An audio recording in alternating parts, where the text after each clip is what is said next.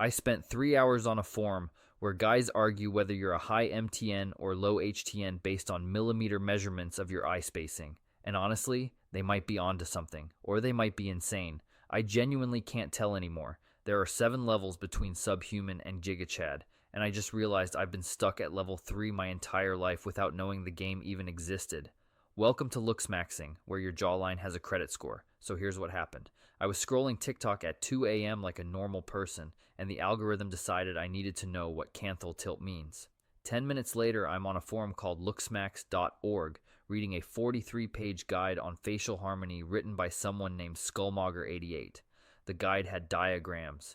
It had before and after photos. It had a mathematical formula for calculating your facial attractiveness that looked like it came from a physics textbook. And the worst part? It kind of made sense. The system starts with something called the PSL scale. It stands for PUA hate, slut hate, lookism, which were these forums from the early 2010s where guys who couldn't get dates invented the most rigid status hierarchy the internet has ever seen. The irony is beautiful.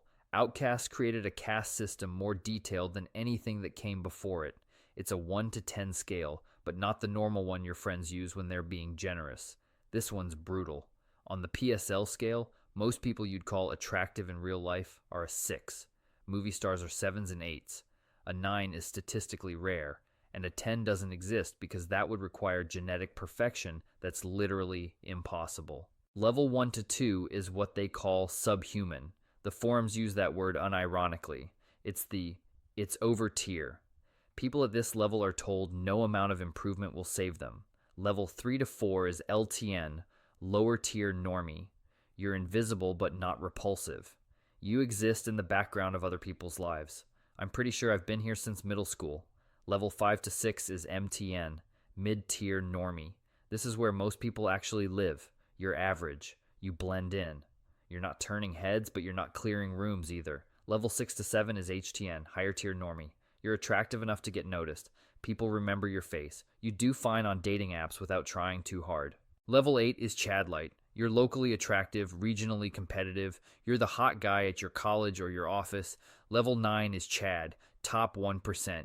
Life on easy mode. Every advantage you've heard attractive people get, you get double. And level 9.5 to 10 is theoretical. They call it True Adam or Terrachad, and even the forums admit it's impossible. No human has ever been a 10 because bone structure has limits. Now here's where it gets weird. This entire system went mainstream. Looksmaxxing videos on TikTok have over 2 billion views.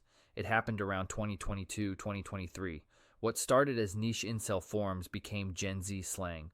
Your teenage brother probably knows what mogging means. He might have checked his hunter eyes in the mirror this morning. Canthal tilt is a normal thing teenagers discuss now. And the really disturbing part? They're self-aware about how insane this is. The TikToks are full of guys making fun of themselves for caring about this stuff while simultaneously posting their jawline exercises. It's cringe, but it's also genuine. They know it's absurd. They participate anyway. So let's talk about what climbing these levels actually looks like. Because if you're at level 3 like me, you're probably wondering if you can hit level 5 or 6. And the answer is maybe, but it depends on what you're willing to do. Levels 1 through 3 are soft-maxing territory. Skincare, haircut, hygiene, gym, sleep. This is the high ROI stuff. Low cost, reversible, accessible to everyone. The forums agree this is where 50 to 70% of your improvement potential lies. You fix your skin, you lose the bad haircut, you start lifting, you sleep 8 hours, and suddenly you're not invisible anymore. Timeline-wise, you'll see subtle changes in month 1 or 2, more pronounced results by months 3 to 6 if you're consistent. I bought $300 of skincare products after reading one of these guides, and my skin got worse for 3 weeks before it got better. Turns out you're not supposed to use retinol and glycolic acid and vitamin C all at once. Who knew? Levels 4 to 5 is where the normie plateau happens. This is where most natural optimization tops out. You're mewing, which is this tongue posture thing that supposedly reshapes your jaw over years. You're fixing your posture, you're refining your style, and this is where the psychology shifts. You start noticing millimeters. You're taking photos of your face from 47 different angles trying to figure out if your jawline improved or if it's just better lighting. The forums obsess over this zone. There are 100-page threads debating whether someone is high MTN or low HTN, guys posting side profiles asking if they're ascending or coping. And the paradox is you are improving, but you're also becoming way more critical of yourself. You're optimizing, but you're also developing body dysmorphia in real time. Levels 6 to 7 is the crossroads. This is where hard maxing enters the conversation. Surgery, rhinoplasty, jaw implants, chin augmentation, orbital decompression.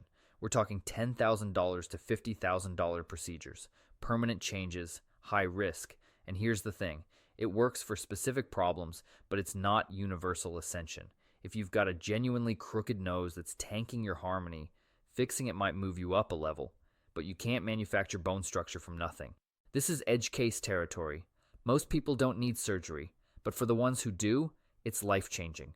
The forums are full of before and afters that are legitimately impressive, but they're also full of people who got surgery and still feel inadequate because the problem was never just physical. Levels 8 to 9 is where it gets dark. Roid maxing, limb lengthening, extreme surgeries. The brutal truth the community slowly admits is you cannot manufacture Chad from scratch. You can optimize what you have, you can fix flaws, but if you're starting at level 3, you're not hitting level 9 no matter how much money you spend. Bone structure has genetic limits. Facial harmony is partly hardwired. The surgery can improve, but it can't completely rewrite. And level 10, true Adam doesn't exist. Even the forums know this. Attractiveness is cultural, temporal, subjective. What's attractive in Korea is different from Brazil, is different from Sweden. The 10 is a cope. It's the carrot the community dangles to keep people engaged. But here's where looksmaxxing crosses from optimization into obsession. There are methods the community discusses that are legitimately dangerous. Bone smashing. That's where you hit your face with a hammer or your fists to create microfractures, supposedly to build bone density and make your jaw more prominent. Medical professionals have confirmed this doesn't work and causes facial damage. Some forums treat it as a meme, others have teenagers actually doing it. Starve maxing, extreme calorie restriction, like 1,300 calories a day for guys, to get facial definition. It's just an eating disorder with a rebrand. You lose fat everywhere, including your face, but you also lose muscle, tank your hormones, and wreck your metabolism. And the facial definition you get, you could have achieved it by dropping to 12% body fat through normal cutting. You didn't need to starve. Even the forums criticize this stuff. They call it schizo posting. But the fact that it gets discussed at all shows how far the rabbit hole goes. When you spend enough time in these communities, the extreme starts looking reasonable. You're surrounded by people measuring their Canthal tilt in Walmart bathrooms, and suddenly hitting your face with a hammer doesn't sound that crazy. This is where the black pill ideology really kicks in. The black pill isn't just about looks. It's a deterministic worldview. Your attractiveness level determines everything. Your career, your relationships, how people treat you in public.